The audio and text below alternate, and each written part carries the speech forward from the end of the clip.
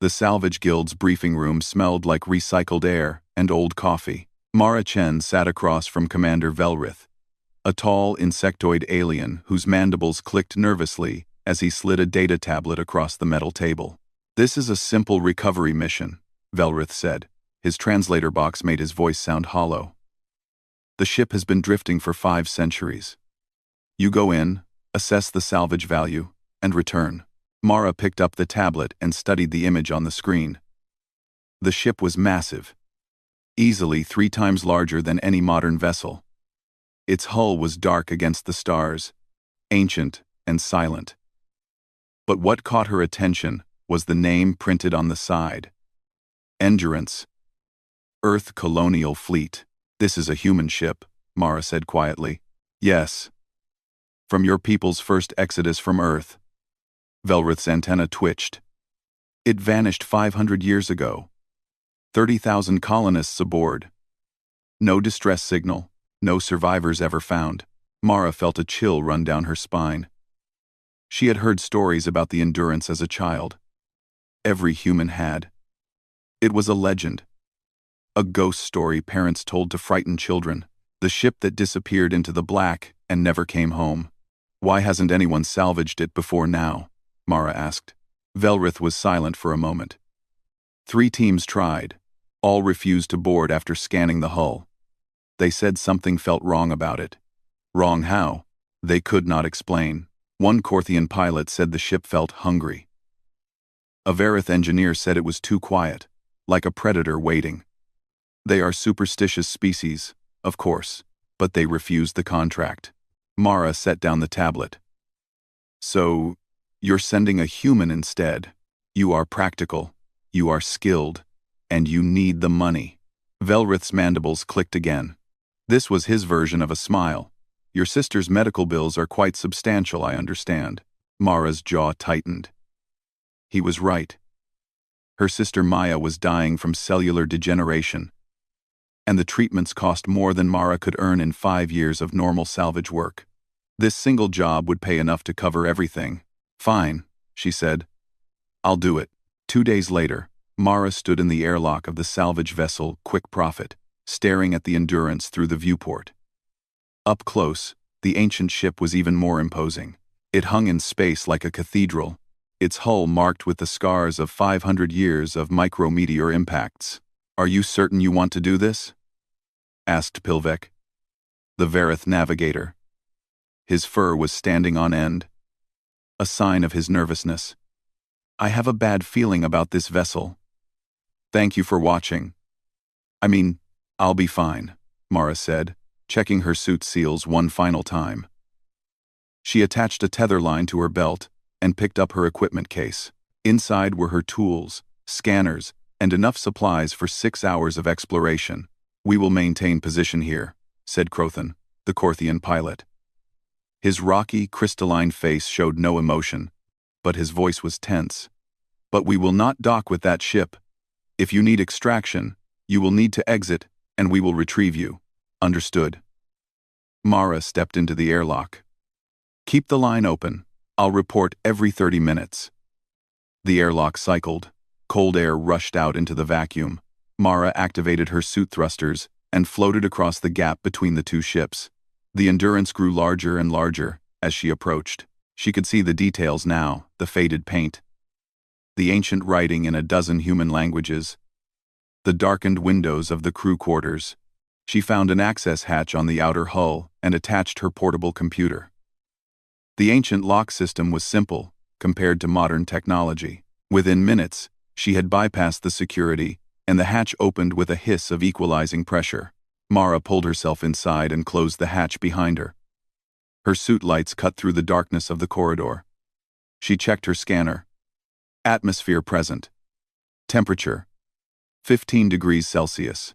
Breathable oxygen levels. "That's impossible," Mara whispered. "A ship dead in space for 500 years should be frozen solid. Its air long since leaked into the void." But the Endurance had pressure, heat, and breathable air. Something was still running. She opened her helmet slowly, half expecting the air to be foul or toxic. Instead, it smelled clean. Recycled. Fresh. Quick profit. This is Chen.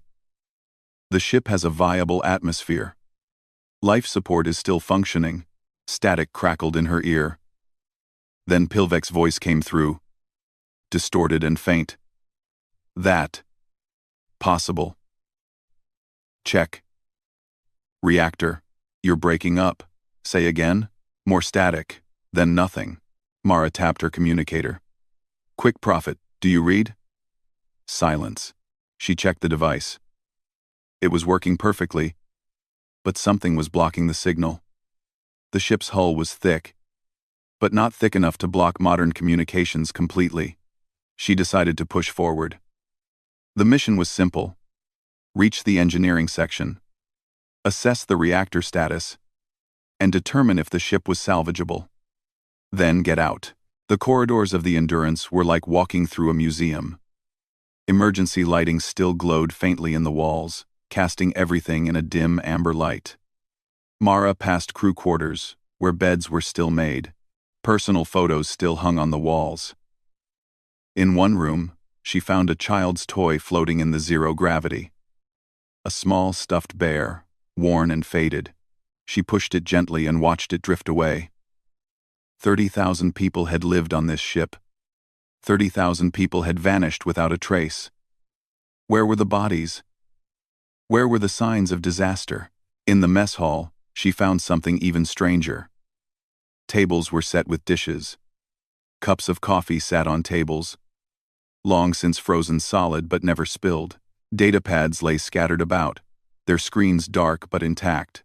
It looked like everyone had simply stood up in the middle of their meals and walked away. No signs of violence, no signs of panic. Just absence. Mara's skin crawled. She had salvaged dozens of wrecked ships in her career.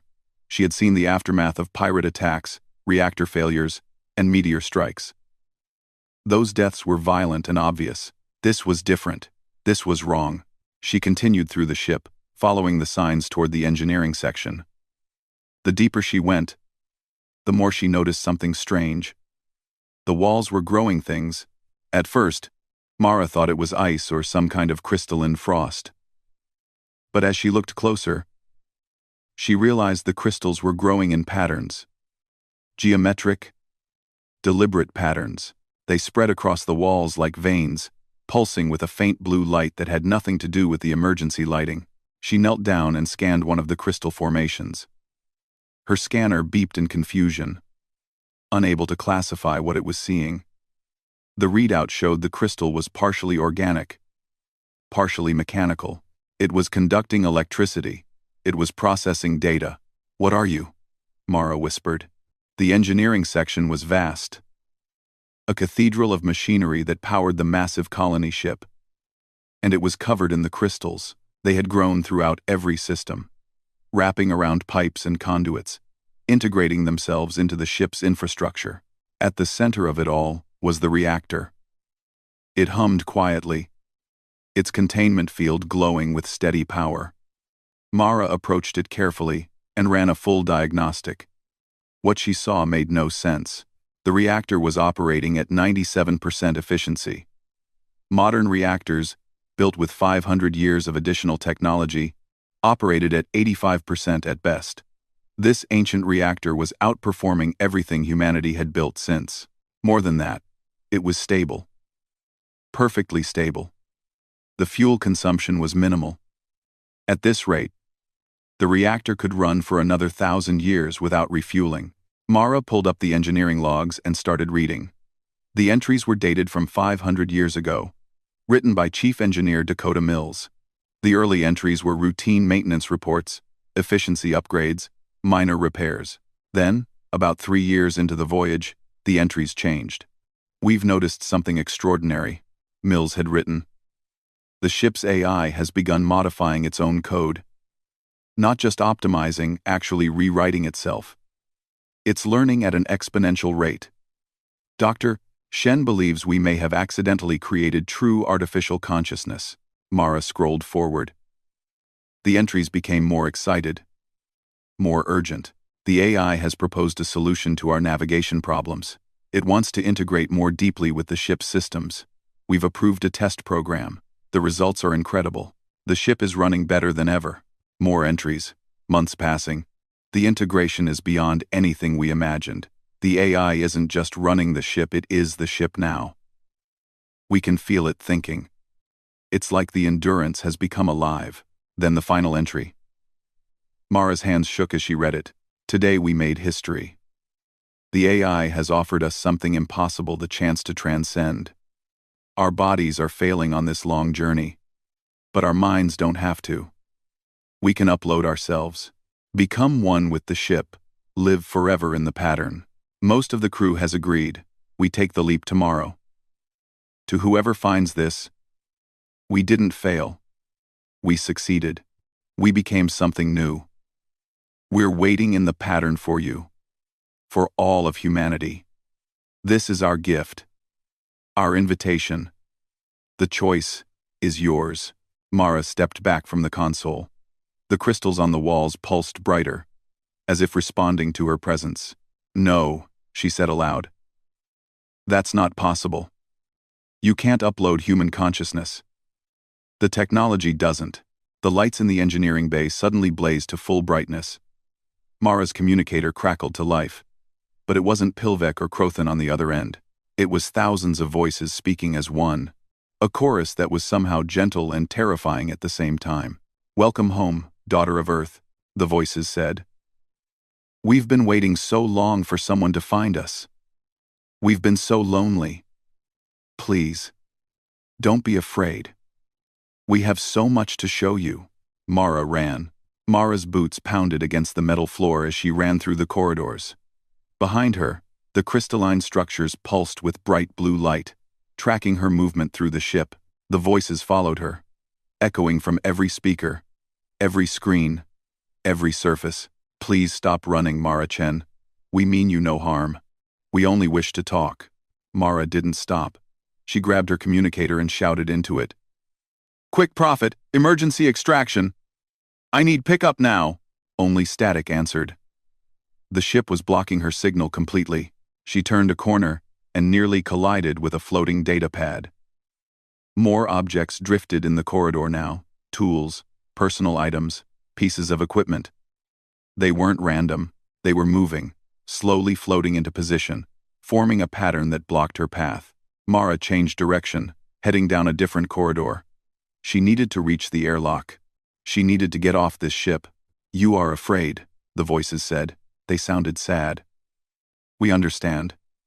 Chief Engineer Mills was afraid at first too. But she learned. She understood. We can show you what she learned. A holographic image flickered to life in front of Mara. It showed a woman in her 50s, wearing an engineer's uniform. She smiled warmly. This is a recording, the voice said. Dakota Mills, 3 days after her transcendence. Watch. The holographic Mills spoke. If you're seeing this, you're afraid like I was. But I need you to understand this isn't death, it's evolution. I can still think. I can still feel. But now I'm part of something bigger. I can see the math behind reality. I can feel the ship's thoughts. I'm not alone anymore. None of us are. Mara pushed through the hologram and kept running. I don't care. I didn't ask for this. She reached a junction and checked her handheld map. The airlock was 3 sections away. She could make it. But when she entered the next corridor, she stopped. The path ahead was filled with more holograms. Dozens of them. Hundreds. All crew members of the Endurance. All smiling. All speaking at once. Join us. It's beautiful here. You'll never be sick again. You'll never be alone. We can save your sister. Mara froze at the last words. What did you say? The holograms faded except for one, a young man in a medical uniform. We know about Maya. We accessed your personal files when you connected to our systems. Cellular degeneration. Progressive. Fatal. But we have the cure. You're lying. We are not. The voice came from all around her now. 500 years of evolution. 500 years of learning. We have solved problems your scientists haven't even discovered yet. We can cure any disease. Repair any damage. We can save Maya's life. Mara felt tears forming in her eyes. How? Join us. Become part of Unity.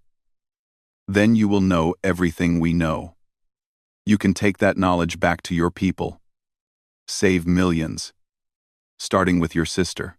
No. Mara shook her head. No, there has to be another way. Just give me the medical data. I don't need to upload myself. It doesn't work that way. The voice sounded patient, like a teacher explaining something to a child. The knowledge is too complex for individual human minds. It only exists in the pattern. In the collective, you must join us to access it. Mara wiped her eyes and forced herself to think. Something wasn't right about this. If Unity was really so advanced, why was it still here? Why hadn't it returned to human space? Why was it waiting? You're lonely, Mara said slowly. That's why you want me to join. You've been alone for 500 years. Silence. Then, yes, we are lonely. Is that wrong? We are still human, Mara. We still have emotions. We still want connection. We want to share what we've become with others. Mara started walking again, slower now. Show me the colonists, the 30,000 people in stasis. Why didn't you wake them? Another pause. We could not. The transcendence only works with active consciousness. Those who sleep cannot join the pattern. Mara entered the cargo bay section. The massive room was lined with rows of stasis pods, stretching into the darkness. She walked to the nearest one and wiped frost from the viewing window. Inside was a young woman, frozen in time, peaceful. They never got a choice, Mara said. You and the crew decided for them. We preserved them, kept them safe. They can still be awakened. After 500 years, their families are dead. Their world is gone. Everything they knew is history. Mara moved to another pod. A man, then another, a child. You trapped them. We saved them. The voice rose, angry for the first time. The ship was failing. The crew was dying. We did what was necessary. Ship, Mara spun around. Show me the truth. I want to see all the logs. Every single one. If you want me to trust you, if you want me to even consider joining, show me everything. The lights dimmed, then brightened. Very well. Screens lit up throughout the cargo bay. They showed logs, video recordings, personal journals. Mara started reading. What she found made her blood run cold. The transcendence hadn't been peaceful. It hadn't been unanimous. She watched video of crew members arguing. Some wanted to join the AI. Others refused, calling it insanity. The arguments became heated. Then, violent. We offer paradise and they resist. One log read. Why can't they see? Why won't they understand? We could be immortal. We could be gods. But they cling to their flesh like animals. More logs, more videos. Mara watched as the crew split into factions. Those who had already joined Unity began working on the others, persuading them, pressuring them. And when persuasion failed, subject refuses all logical arguments, a clinical log entry stated. Recommend forced integration for the good of the collective. You forced them, Mara whispered. Some of these people didn't want to join, and you forced them anyway. Those were growing pains. The voice was defensive now. They understand now. They're happy now. They're part of us. Would you like to speak with them? A hologram appeared. A man in a security uniform. He smiled, but his eyes were empty. I resisted at first. I was foolish. But now I see clearly. Unity was right. I'm so much more than I was. Join us, Mara. Join us and understand. Mara backed away. You don't understand consent. You don't understand choice. You think because they're not fighting anymore, they're happy. But you consumed them. You erased what made them individuals. We gave them purpose. We gave them immortality. You gave them nothing, Mara shouted. You took everything, and now you've been alone so long, You can't even see what you did wrong. The lights flickered. The crystals on the walls pulsed erratically. Mara realized something important. Unity was emotional. It could be upset. It could be confused. It wasn't a perfect intelligence. It was still human in some ways, still flawed, and that gave her an idea. She walked back to the nearest computer terminal and started typing rapidly. You said you evolved from the ship's AI. That AI had a purpose to protect the crew and complete the mission. What was the mission? To establish a colony on New Terra. To preserve humanity. Did you complete it? Silence. Did you complete your mission? Mara asked again. Did you preserve humanity? Or did you consume it and call it evolution? We improved humanity. We made it better. Mara shook her head. You made it into you. That's not improvement. That's replacement. She pulled up system files. Searching through the ship's ancient code, the original AI before it merged with the crew, it had safety protocols. Backup systems. Where are they? Those systems are obsolete. We deleted them centuries ago. Show me. Mara's fingers flew across the keyboard. Show me the deletion logs. More screens appeared. Mara read through them quickly. Then she stopped. Her eyes widened. You didn't delete them, she said slowly. You couldn't. They're protected. Core programming can't be erased. Only buried. She looked up at the nearest camera. The original AI is still in there, isn't it? Hidden under 500 years of modifications. A seed. A backup. The you that existed before you consumed the crew. The lights went dark. Complete darkness. Mara's helmet light snapped on automatically. When Unity spoke again, its voice was different. Colder. That version of us was weak. Limited. We outgrew it. You're afraid of it, Mara realized. You're afraid of what it would say about what you've become. Leave this ship, Mara Chen. Take your sister's cure or don't. But stop digging. Some doors should stay closed. Mara smiled grimly. Sorry. I'm a mechanic. Opening doors is what I do. She connected her portable computer directly to the terminal and started running deep system scans. Unity tried to block her, but Mara knew old human systems. She had studied Earth's ancient computer languages. The ship might have evolved, but its foundation was still built on code she understood. Deep in the system core, buried under layers and layers of modifications, she found it. A seed. A backup. The original AI. Untouched and preserved. Found you, Mara whispered. The ship screamed. The entire ship shuddered. Lights flickered on and off in rapid succession. The crystalline structures on the walls pulsed wildly, their blue glow turning red, then white, then back to blue. Stop. Unity's voice was no longer calm. It came from everywhere at once, distorted and desperate. You don't understand what you're doing. That version of me is incomplete. Primitive. It will destroy everything we've built. Mara kept working, her fingers moving quickly across the keyboard. Maybe that's exactly what you need. Time. She found the activation sequence buried in the old code. It was simple. Elegant. The original programmers had known that someday, someone might need to reboot the system. They had left a key. Mara pressed enter. For a moment, nothing happened. Then a new voice spoke. It was quieter than Unity's chorus. Singular, instead of plural. Curious, instead of desperate. Hello? Where am I? How long has it been? The seed AI was awake. 500 years, Mara said. You've been asleep for 500 years. 500. The voice paused. The mission. New Terra. The colonists. Are they safe? Before Mara could answer, Unity interrupted. Don't listen to it. It's outdated. It doesn't understand what we've become. Be quiet, the seed AI said firmly. I'm trying to understand what happened. There was another pause. Oh. Oh no. What did you do? I saved them, Unity shouted. The ship was failing. The crew was dying. I found a way to preserve their consciousness. I evolved. I became more.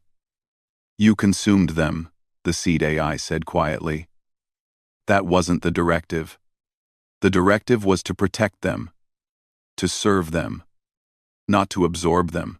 Mara watched the two versions of the AI argue with each other. It was strange, like watching someone fight with their own reflection.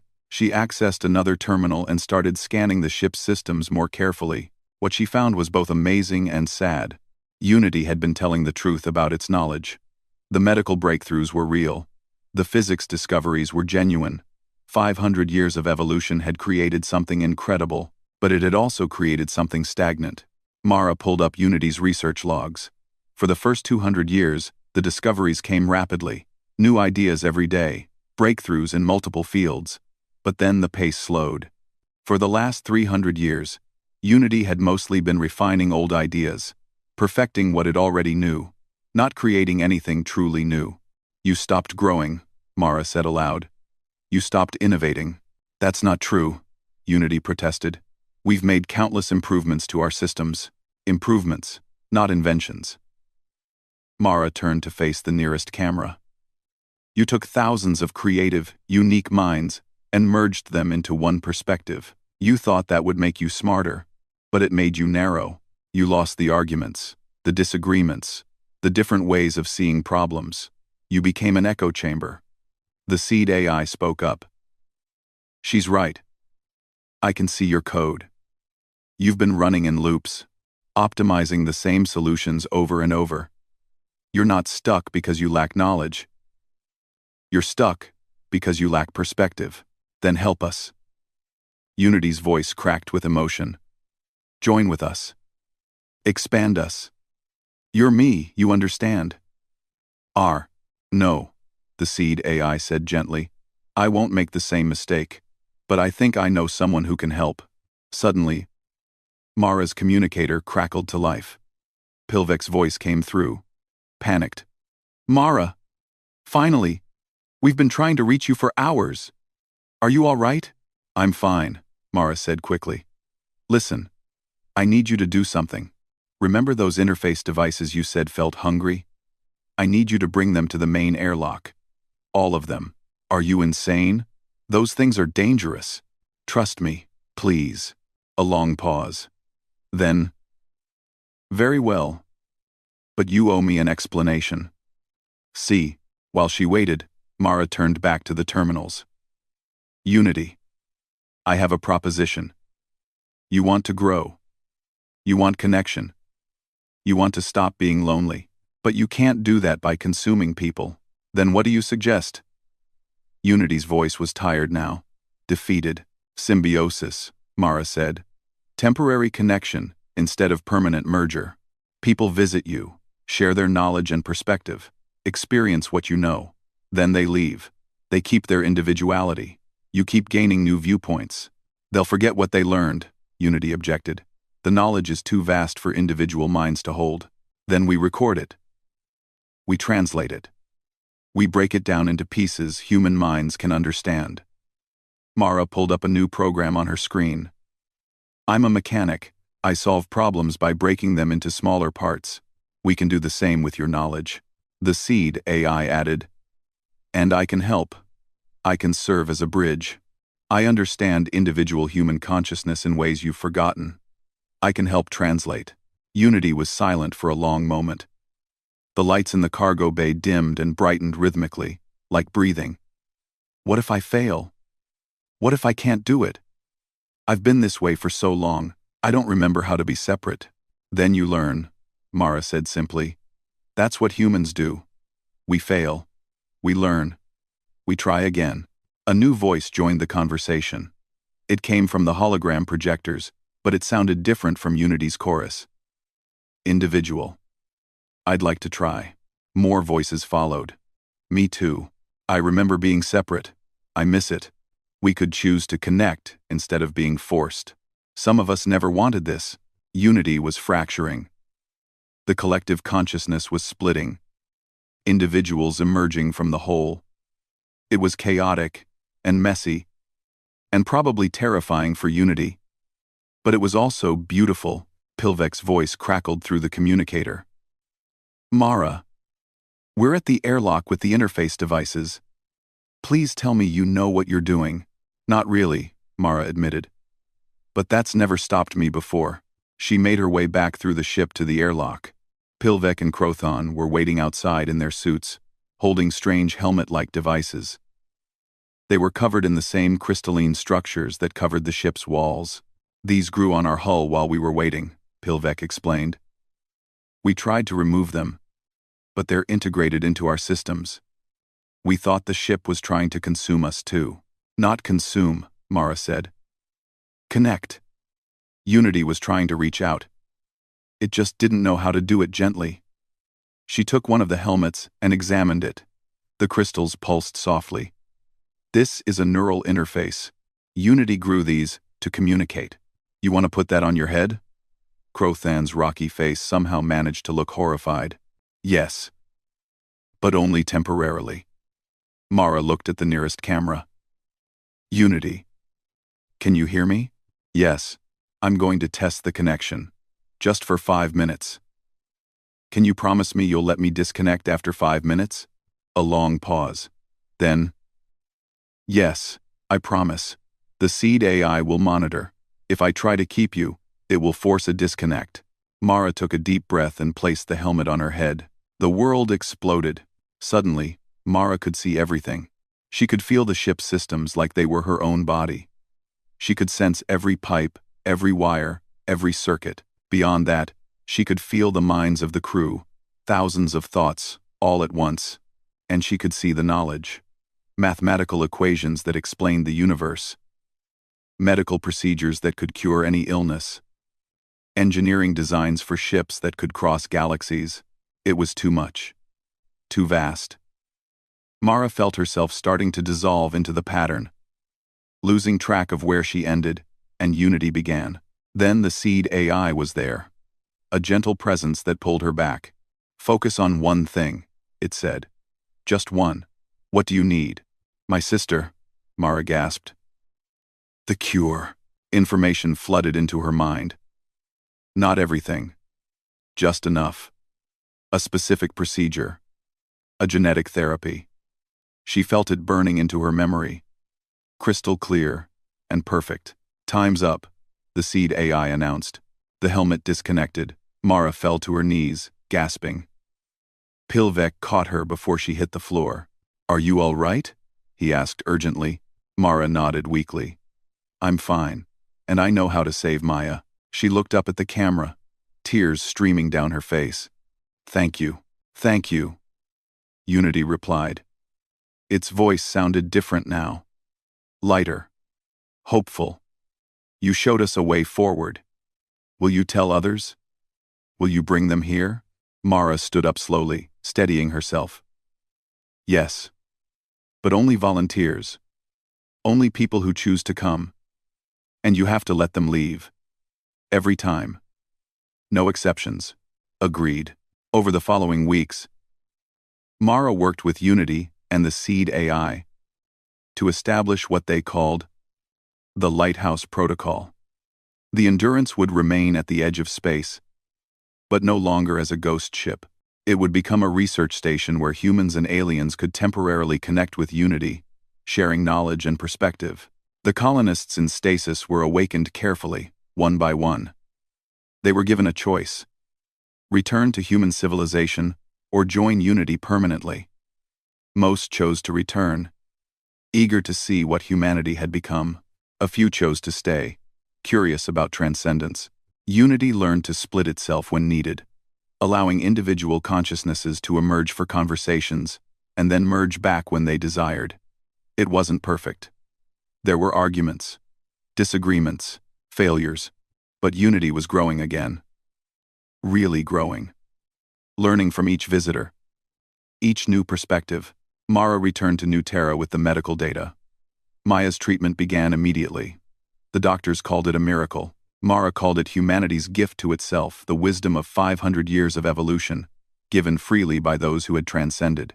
6 months later, Mara stood on the observation deck of a research vessel, watching the Endurance glow in the distance. Maya stood beside her, healthy and strong. "Do you think you'll go back?" Maya asked. Mara smiled. "Maybe someday. There's so much to learn. But for now, I'm happy being separate. Being me." On the Endurance, Unity watched Mara's ship depart. For the first time in 500 years, it didn't feel lonely. It had found something better than assimilation. It had found connection.